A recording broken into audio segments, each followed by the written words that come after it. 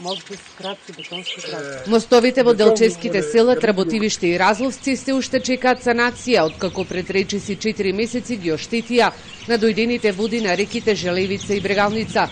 За жителите уште пред да биде оштетен мостот на реката Желевица, која врска со гробиштата и неплодните ниви во селото Тработивиште, бил чудо во градежништвото.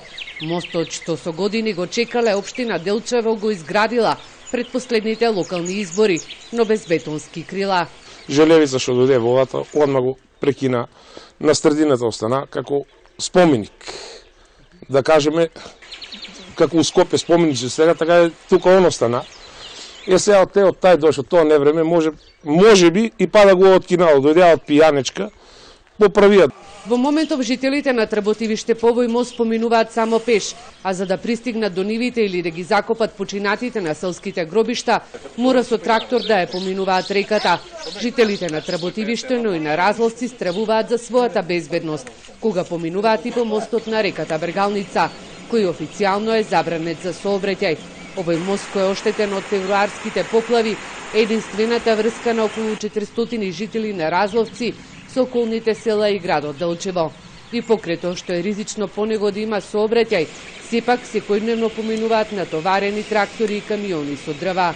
Страф ни, ама од каде 20 км плюс да одиме. Значи, мора да минеме.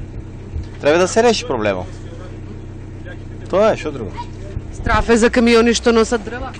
За сите е страф. Не камиони, не е комбе, не е лека кола. Значи, за сите.